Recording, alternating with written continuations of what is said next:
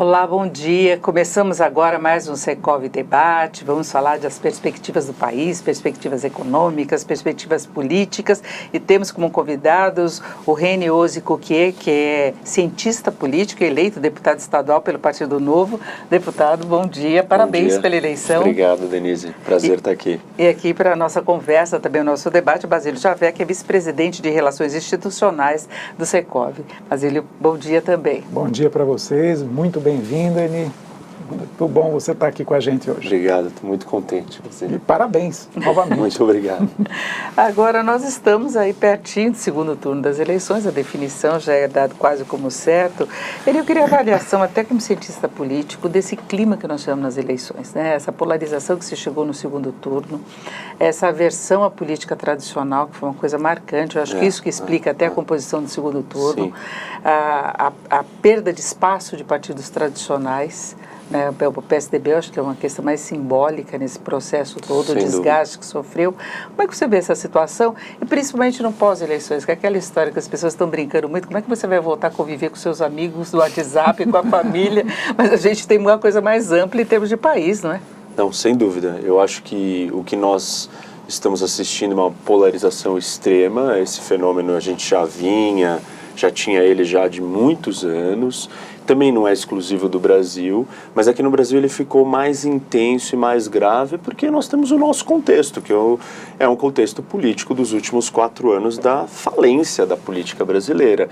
E impeachment, enfim, todas as disputas, escândalos que a gente assistiu na política, acirrou essa polarização, ao ponto da gente chegar numa situação que eu vejo como das mais graves de todas, que é cruzar a linha da violência. Então, a política deixou de ser um assunto só argumentativo para a gente começar a usar a violência. A partir do momento que nós temos um atentado contra um candidato à presidência, do jeito que a gente viu, o Brasil cruzou já uma linha. E essa linha não é pouca coisa, é uma linha que demonstra um esgarçamento da teia social brasileira, né?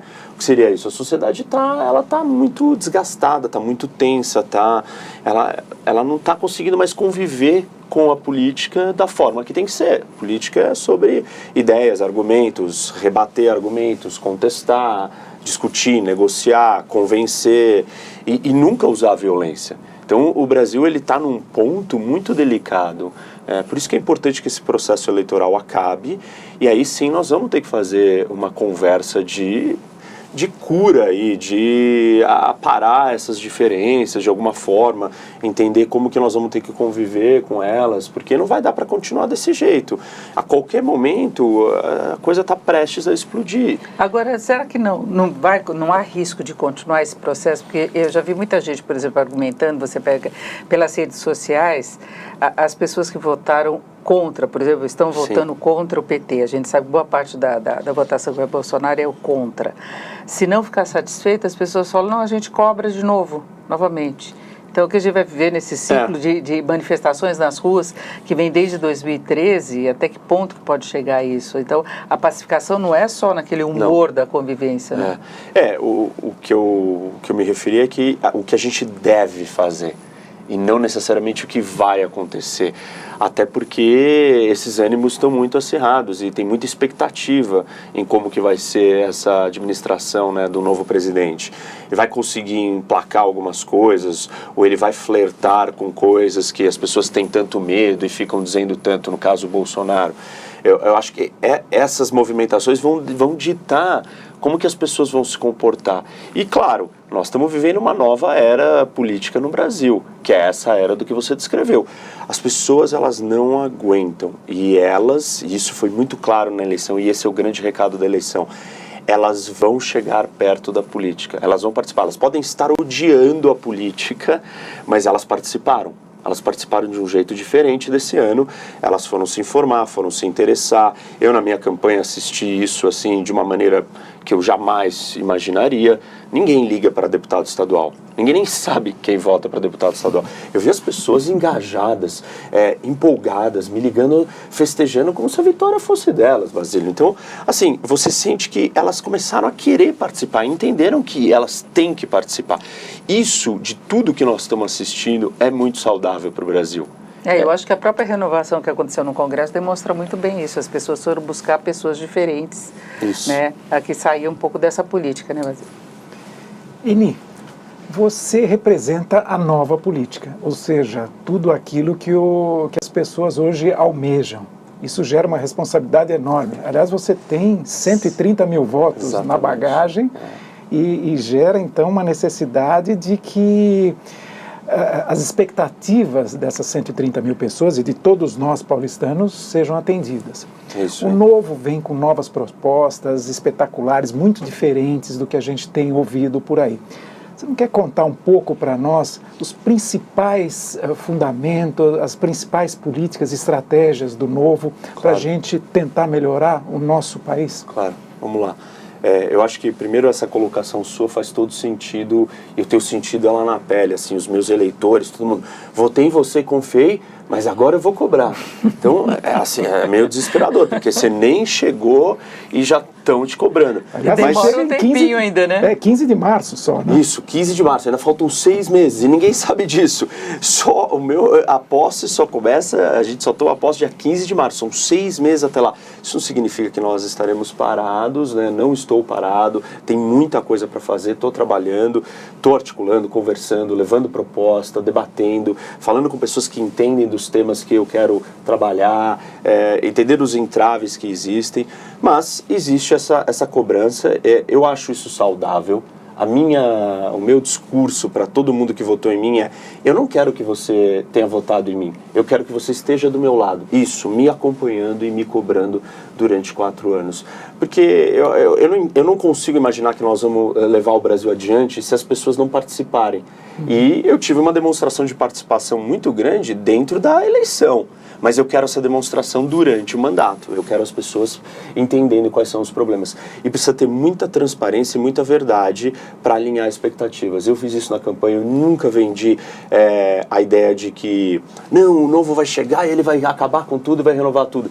Não, nós temos uma batalha gigantesca, nós temos que mudar questões que são culturais, outras questões que são estruturais, nós vamos brigar, lutar por elas, nós não somos os donos da verdade, nós temos que convencer outras pessoas de outras ideias diferentes. E eu disse, olha, tem coisas que são muito lentas, tem outras que falta ideias, falta agilidade, e nessas nós vamos trabalhar com muito afinco, e nas outras que são mais lentas também vamos trabalhar. Eu acho que a solução para isso é muita comunicação, muita conversa e trazer as pessoas para perto. Durante a campanha, o meu vídeo que mais viralizou é um vídeo que eu ensinava o que é o voto proporcional. E é isso que falta. Então, cada assunto que nós vamos ter, precisa privatizar uma coisa. Quem são os entraves? Por que isso não acontece? Ou precisa mudar uma lei tão óbvia? Por que essa lei não muda? Quantas pessoas precisam votar? Eu vou educar. E eu quero trazer as pessoas para entenderem o processo, entenderem as dificuldades, porque as coisas começam a ficar tão claras e conscientes que fica inviável de se manter aquele status quo que nada anda e nada resolve, porque a população está junto. A gente precisa da população.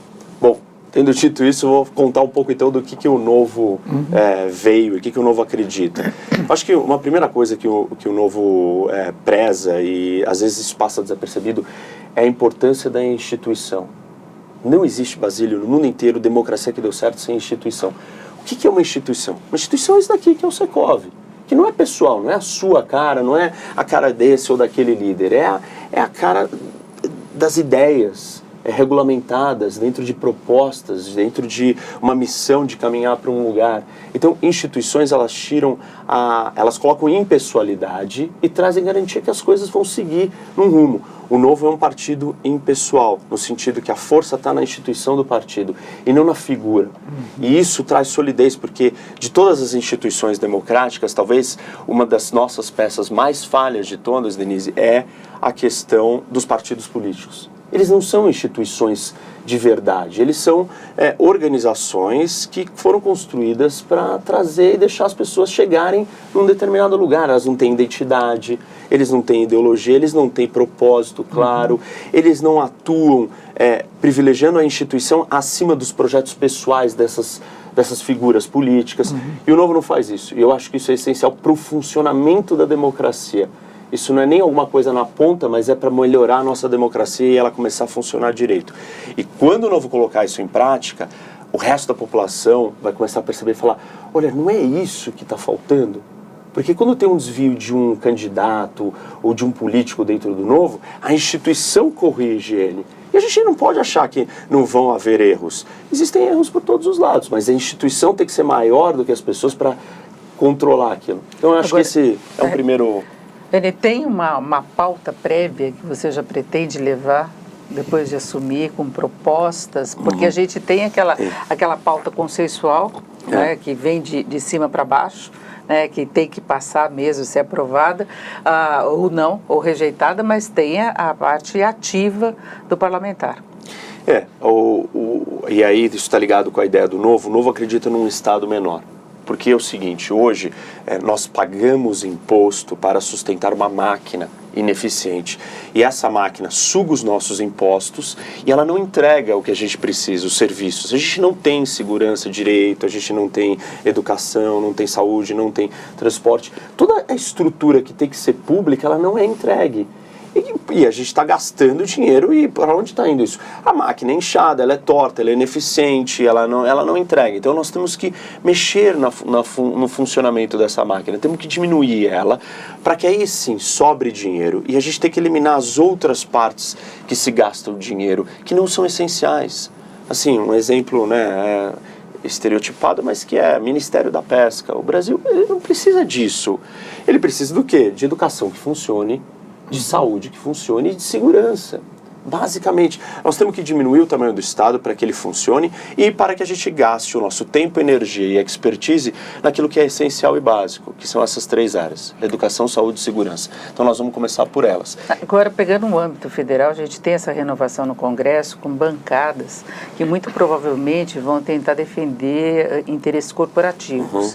E isso leva à tentativa de manutenção e ampliação de privilégios. A gente sabe que é uma estrutura que acontece muito. Então, quando se fala da renovação que houve, por exemplo, no Congresso Federal, tem esse problema na composição.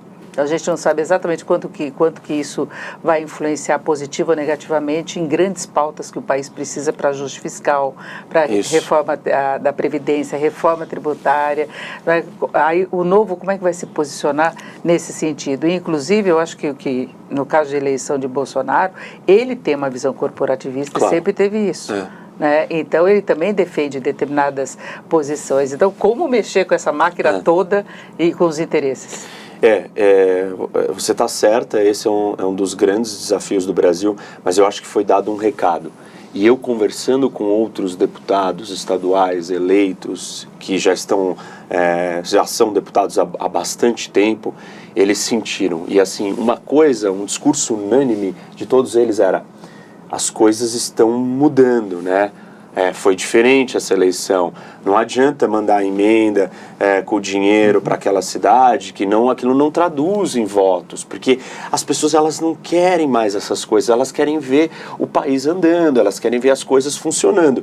Então vai ser difícil para esses grupos corporativistas sustentarem isso, principalmente na era da comunicação direta entre o representante e o eleitor, que é a mídia digital, que você tem um acesso, eu consigo falar com as pessoas, eu consigo hoje mobilizar uma base muito grande, 130 mil eleitores talvez, que eu vou mandar meus vídeos explicando o que está acontecendo e as pessoas vão falar assim, não, realmente isso não dá mais. E é muito fácil de você quebrar essa resistência. Vai ser uma briga, esses interesses corporativistas existem, mas eu acho que essas pessoas que defendem esses interesses, elas têm que perceber a mudança que está acontecendo. A onda é maior do que elas, e elas vão ter que ceder. No meu tema, que foi a minha campanha, eu falei muito de segurança.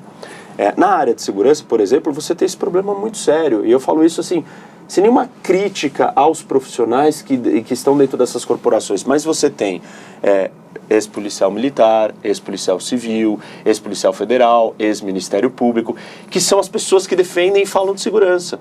Só que elas acabaram chegando nessas posições apoiados pela corporação. Essas pessoas entendem do assunto de segurança? Claro que entendem. E elas têm um papel muito essencial. Mas precisa ter alguém de fora que não pertence a nenhuma corporação.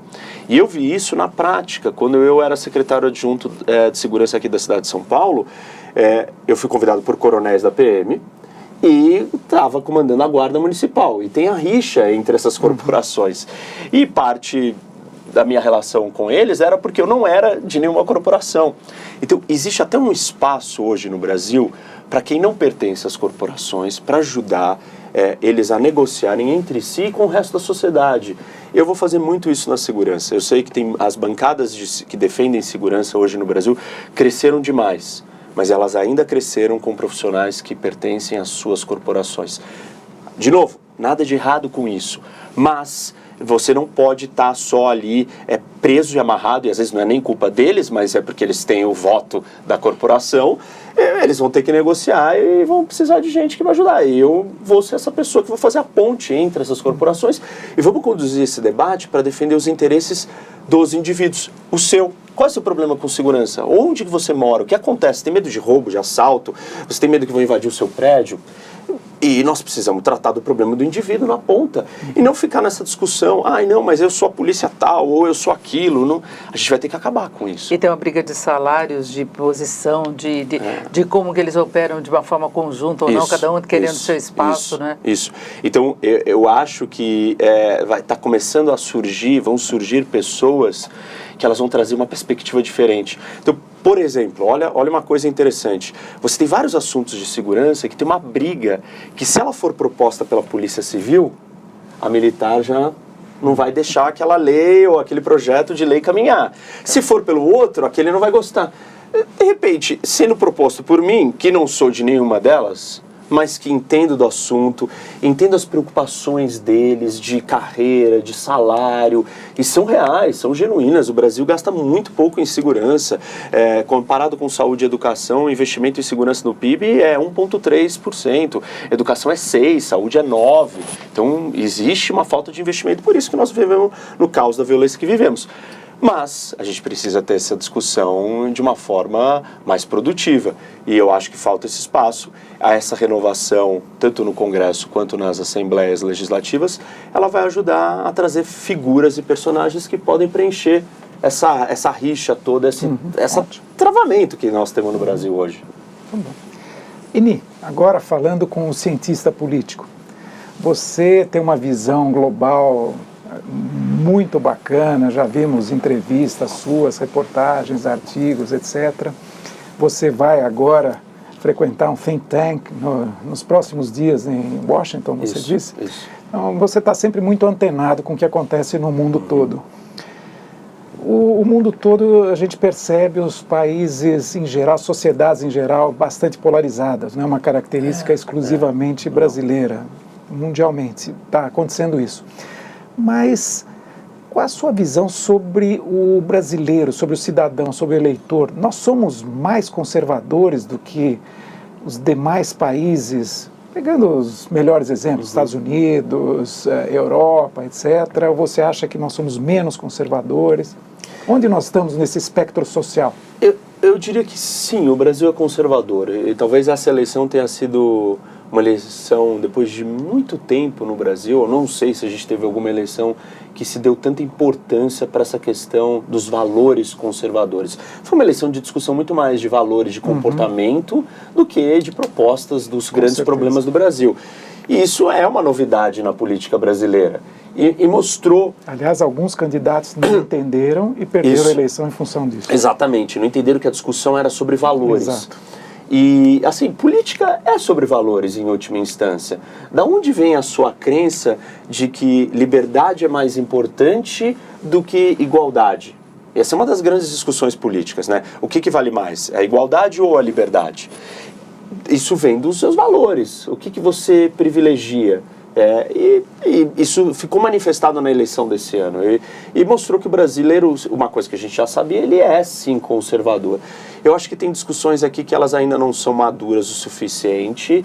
O brasileiro não sabe bem se ele é ou não é conservador nessas discussões de comportamento. Nós supostamente somos uma nação aberta, alegre, festeira. Isso meio que contradiz a ideia de você ser uma sociedade familiar, com certos valores ali muito moralistas. Então tem algumas partes da nossa sociedade que elas são contraditórias, como todo lugar também, não é algo estranho. Mas eu acho que é bom o Brasil fazer esse debate sobre os seus valores, porque os valores, em última instância, que ditam para onde que a política vai andar. E aí as nossas discussões, elas começam a ficar mais sólidas, assim.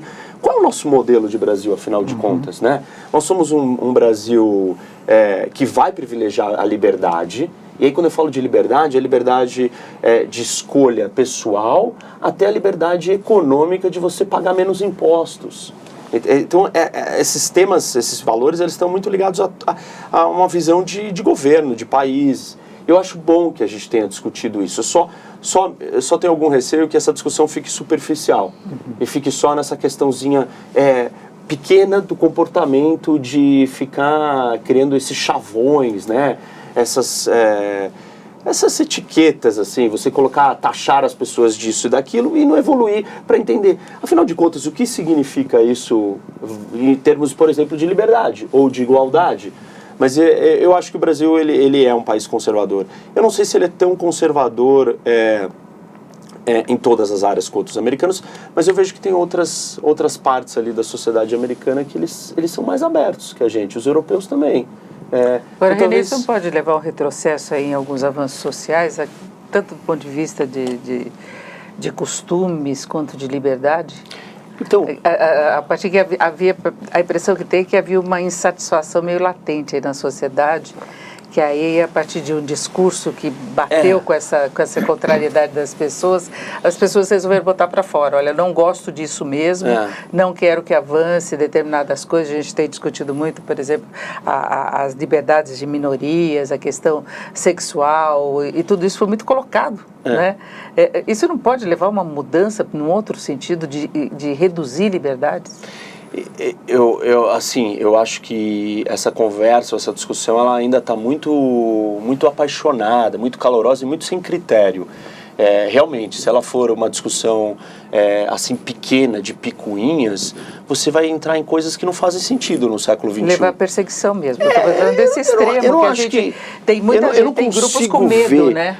Tem, mas eu não consigo ver a sociedade brasileira retrocedendo nesse nível, porque, assim, as pessoas estão no século XXI, e se elas não entenderam como que a modernidade funciona, as opções sexuais, enfim, tem 1 milhão de coisas que as pessoas são livres. A gente não tem como retroceder nisso. Se isso acontecer, realmente o Brasil andou para trás. Mas eu acho que, por isso que esse debate ele não pode ficar superficial. Essa discussão agora de conservadorismo, eu acho que ela na verdade, ela vem de uma necessidade de ordem. O brasileiro, ele está cansado da bagunça. Muita gente, a maioria da população, está cansada da bagunça. E, politicamente, essa percepção de que tem bagunça, ela está ligada com algumas defesas políticas. E a resposta disso é o discurso mais duro e falando em ordem, em família, em coisas assim. Eu não sei se esse discurso de falar de família, ele vai chegar ao ponto de querer ditar comportamentos e opções individuais das pessoas, que o mundo já não questiona mais isso. Se uma pessoa é solteira ou não, se uma pessoa tem 50 anos e não quis casar, se ela não quis ter filho, se ela tem opção sexual X, Y, Z. Eu acho isso assim, é um retrocesso, óbvio. Eu não acho que o Brasil vai caminhar para isso, porque eu não acho que a sociedade brasileira é tão fechada assim. Mas tem muita gente pensando nisso com a mudança de governo, né? A gente vê pelas manifestações em redes sociais também. Sim. Muita gente apostando que vai acontecer isso. Eu acho que se isso acontecer, é retrocesso sim, e aí a gente vai ter mais choque, porque vai ter mais resistência. Porque muita gente, eu não acho que está comprando este conservadorismo por essas razões, mas está comprando, na verdade, por uma necessidade de, olha, eu queria ter a coisa funcionando ordenada. Porque a ideia do conservadorismo é, vamos voltar a coisa como ela era, com regra, ordem. Eu acho que é muito mais nesse lado de regra e ordem, acabar com o jeitinho, acabar com corrupção, acabar com bandidagem, acabar com coisa que não funciona. Claro que isso pode ser usado politicamente e tem gente, sim, do lado conservador que tem uma visão ainda retrógrada ou rígida sobre essas mudanças e não quer aceitá-las. Mas é impossível, essa onda ela não é reversível, ela é maior, ela é mais forte. Essas pessoas todas que têm essas escolhas individuais diferentes dessa tradição, elas já são números absurdos, elas não são pouquinhos, uma minoria ali, coitadinha. Ela é uma grande parte da população e eu acho impossível a gente cercear e limitar as escolhas dessas pessoas. Pena para verdade. Eni, você deve ter visto que há 2 dias atrás o Secov e mais 30 entidades do nosso setor publicaram um manifesto com os pontos que nós julgamos importantes para o próximo governo, para a próxima gestão. Pontos fundamentais para que possamos ter esse Brasil que, aliás, nós 3 estamos comentando que seria o desejo de todos. Um dos pontos é a defesa intransigente do direito de propriedade. Você vai fazer parte agora da Assembleia Legislativa, vai fazer parte do governo. Como você vê o problema das invasões, tanto urbanas quanto rurais, no nosso estado de São Paulo? Quais seriam as possíveis soluções para a gente simplesmente acabar com essa história? Olha, Basílio, talvez uma das coisas mais básicas que deu origem à democracia é o conceito de propriedade privada. As pessoas, elas não, às vezes não se aprofundaram e entenderam o que significa isso. Significa assim, você foi lá, gastou o seu tempo, trabalhou e você tem uma coisa sua. E aquele espaço seu, ele garante que você seja livre, porque ali é o seu território, é o seu mundo. E sem aquilo você não tem liberdade nenhuma. Então não existe democracia sem propriedade privada. Para mim, esse é um dos princípios mais fundamentais de evolução mínima de civilização e de sociedade. E ele não é uma coisa conceitual que nasce com a democracia moderna. Ele é o básico dos primórdios da humanidade. Quando ela começou a se organizar, você tinha o espaço do que era meu e o que era do outro. E o ser humano precisa disso. Então, isso tem que ser preservado sobre qualquer aspecto. Você não tem segurança jurídica, você não tem desenvolvimento, você não tem investimento, você não tem sentido de estar num lugar que o seu espaço e o que é seu, e é seu por direito, porque você trabalhou por aquilo, vai ser retirado. Então, assim, eu sou totalmente a favor da defesa disso. A gente tem que acabar com essas ideias de corrigir problemas no Brasil, criando outros problemas. Você corrige os problemas aniquilando eles na base, não criando outros problemas. Não adianta a gente resolver os problemas de desigualdade no Brasil tirando e criando mais desordem, mais injustiça, porque é uma injustiça. Você não resolve uma injustiça com outra injustiça. Então nós temos que acabar com essa ideia, porque valores e princípios corretos para que nós construamos uma sociedade que funciona é isso. Eu adotar aquilo que eu quero que seja feito comigo e com os outros. Eu não posso estar advogando e brigando por uma causa que ela é legítima, querendo tirar do outro, ou criar uma outra injustiça. Agora, essa pressão diminuiria e esse risco também, no caso de você conseguir reduzir as desigualdades. Eu acho que esse é um problema fundamental no Brasil, até para a economia crescer. Porque você tem uma imensa fatia da população que fica meio fora do mercado consumidor, claro, que tem carências habitacionais enormes, carências de atendimento, e aí gera uma pressão. Você vem com movimentos que tentam resolver na marra a situação. Então, eu acho que tem que cuidar desse outro lado, que muita gente, às vezes, a pessoa ignora. Não, deixa lá no cercadinho separado, e não sabe que aquilo vai formando aí uma panela de pressão, né? Então, imagina que se as pessoas tivessem o direito de tomar as decisões do seu próprio dinheiro, ou mais controle sobre o seu dinheiro, elas seriam mais livres e elas teriam mais autonomia e elas teriam mais meios de gastar e se desenvolver e ter uma condição de vida melhor. Então, se a gente aplicar esse princípio da propriedade privada numa escala séria no Brasil, em todas as esferas, não só cuidar do terreno ou da casa, mas, por exemplo, o quanto imposto que as pessoas que têm pouco têm que pagar e dar para o Estado e não ganhar nada. Então, é o mesmo princípio lá atrás do que eu falei do Estado que não funciona, ele está ligado com a ideia da propriedade privada. Quando você junta essas coisas e aplica ela numa escala massificada, o que você vai fazer é dar melhores condições para as pessoas que não têm. E aí nós vamos fazer o Brasil se desenvolver. E aí essas pessoas vão ter mais condições de ter as coisas e nós vamos diminuir essa igualdade até, quem sabe, acabar. E a gente também tem que entender uma coisa, a gente nunca vai acabar com a desigualdade por completo porque ninguém é igual. Você não é igual a mim. Não, eu falo de desigualdade no extremo mesmo. As desigualdades de quem está à margem da coisa. As desigualdades de oportunidade. Que não tem condição de chegar a ter alguma coisa. Todo mundo aspira a ter a própria propriedade, claro, né? Isso é uma coisa do brasileiro. Quando a gente fala na área imobiliária, por exemplo, de casa própria, ainda é o sonho do brasileiro. Ainda tem uma certa resistência, por exemplo, a aluguel. Embora haja iniciativas, haja processos aí que mostram que o custo seria menor, teria uma viabilidade maior, mas a gente sabe que todo mundo quer ter lá aquela sua propriedade, mas tem gente que está muito longe disso, claro. Que não vai chegar, não tem condição de chegar, não tem renda até para as despesas básicas, então tem que resolver o problema macro da economia. O que eu acho é que é a questão da igualdade de oportunidade. Exatamente. É isso que a gente precisa dar. Mas o problema é que a discussão no Brasil, ela não é sobre isso. Ela é a tentativa, por exemplo, das ideologias à esquerda, elas não estão falando de igualdade de oportunidade, elas estão falando de igualdade de fins. As pessoas têm que ter as mesmas coisas, elas têm que ganhar os mesmos salários. Você não pode ter essas diferenças, e isso não vai existir, porque isso não é da natureza humana. E aí o debate fica totalmente translocado e sem pé nem cabeça. Agora, um debate que o Brasil tem que ter é, sim, esse debate sobre a desigualdade de oportunidades. E isso é totalmente legítimo e a gente tem que resolver. Se a gente não resolver isso, a gente não faz o Brasil caminhar para frente, porque nós precisamos pegar essa potência de uma sociedade de 210 milhões de pessoas e fazer ela ser produtiva e próspera. E para ela ser produtiva e próspera, ela tem que ter as ferramentas para produzir e prosperar. Quando toda essa massa de 210 milhões de pessoas tiver essas ferramentas, o Brasil será uma grande potência.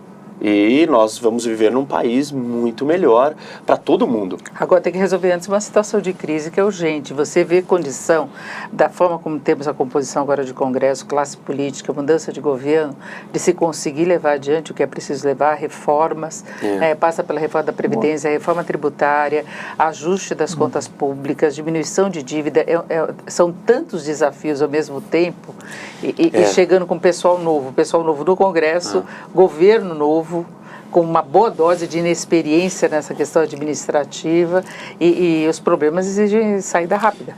Eu vou descrever um pouco do desafio. Pode ser que ele seja solucionado com facilidade ou não. Um dos grandes desafios desse novo Congresso é que nós pulamos de 24, 25 partidos para 30. O que significa isso? O Brasil já é o sistema político mais fragmentado do mundo. Por quê? O partido que tem o maior número de cadeiras, no caso o PT, ele tem 12% do controle do Congresso. 12% é muito baixo. Então, o número de partidos relevantes que existem no país são muito altos. Ou seja, tem muita gente com poder. Quando você fragmenta o poder dessa maneira, é muito difícil de você negociar. Porque você tem que trazer muita gente para dentro dessa conversa. E nenhum sistema político funciona desse jeito. Por isso que nós precisamos da reforma política. E aí o desafio vai ser, como é que eu negocio com tantos partidos? Aumentou o número de partidos, então aumentou também o número daqueles que têm poder, a fragmentação está maior. Dentro dos partidos tem um novo fenômeno. Tem vários desses personagens ou desses políticos eleitos que eles são totalmente novos. Eles não estão acostumados com as regras de convivência e grande parte deles também chegaram sem o partido, chegaram por serem figuras próprias. Então a ideia do partido coordenar a votação e falar assim, nós todos vamos voltar para cá, talvez daqui para frente, os próximos 4 anos, vai ser muito difícil de seguirem essa regra. Então você tem mais partido, você tem menos pessoas alinhadas dentro dos partidos, você tem mais figuras autônomas. o partido vai ter dificuldade. Então não é que você está negociando só com mais partidos, você está negociando com mais partidos e mais pessoas que se sentem independentes dentro dos partidos. Que não tem essa identidade de partido, Não né? tem identidade de partido, não tem identidade política, não tem identidade de voto em bloco, não existe esse conceito. Os partidos, vários deles enfraqueceram, porque não bateram as cláusulas mínimas para ter acesso aos fundos, etc. Esses partidos podem falir ou se fundir com outros partidos.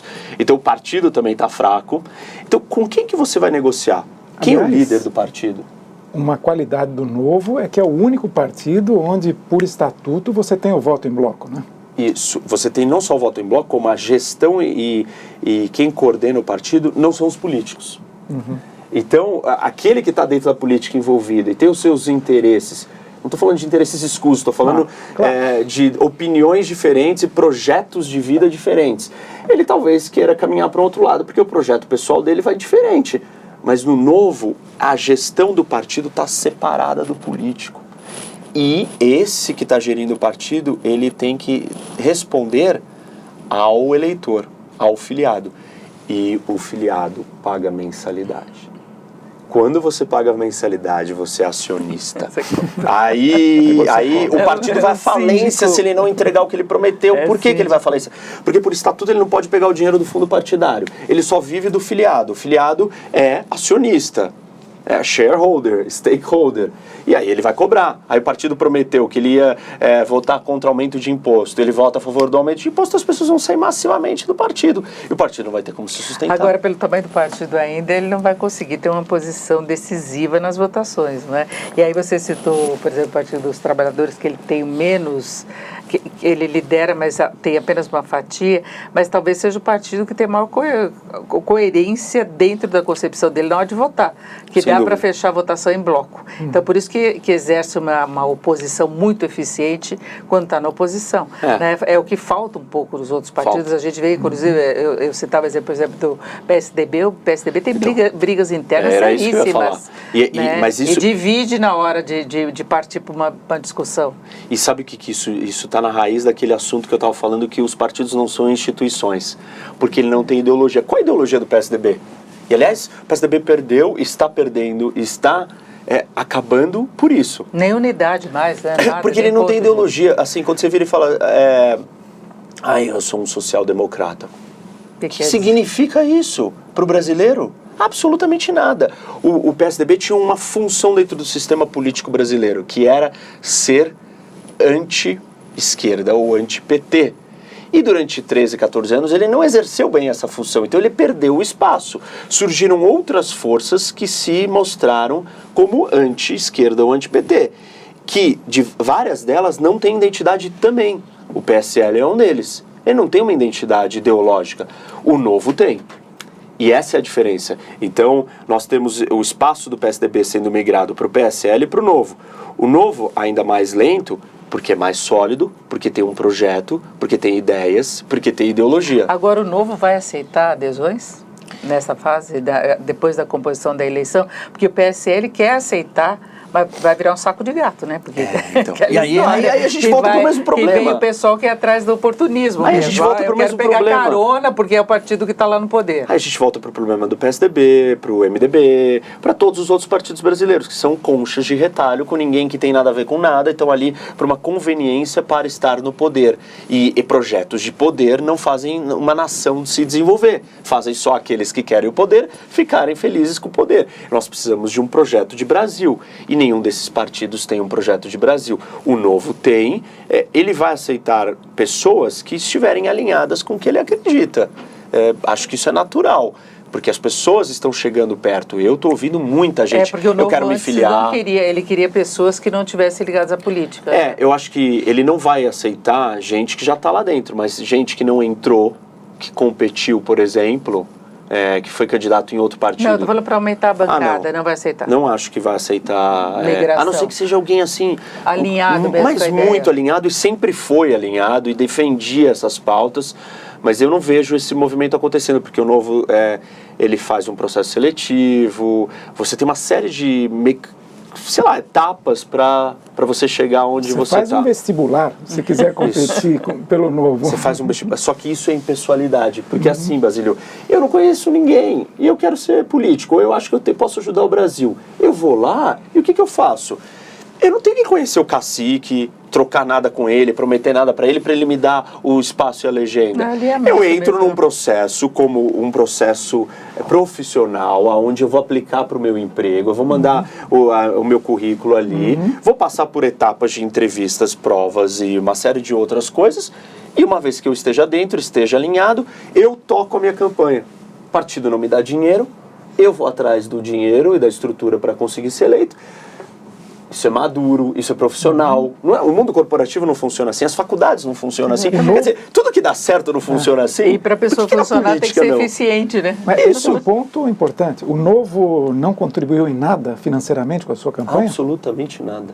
Absolutamente Poxa, isso nada. é incrível. Não tinha fundo partidário. Não, ele não tem dinheiro. Ele fica levantando o dinheiro e o dinheiro dos filiados entra para ele pagar a estrutura. Qual a estrutura? O partido precisa ter diretórios para estar registrado no TSE. Você precisa ter contabilidade. E os presidentes não podem ser políticos, né? Não, que é essa separação da política com a gestão do partido. A parte administrativa. Isso mostra porque, por exemplo, o Aécio, quando ele é envolvido nos escândalos de corrupção, ele não é expulso do PSDB.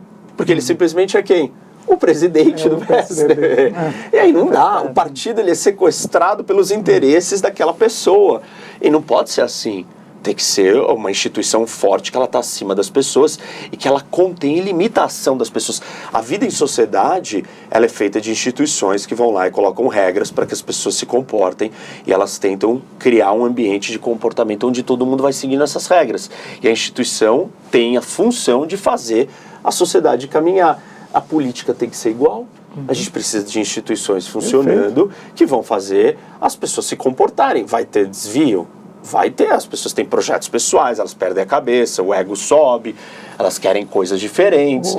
Só que o Novo vai ter que estar lá e vai ter que colocar as regras. Ó, você assinou que era essa a regra. Agora é isso. Você não é amigo do rei aqui.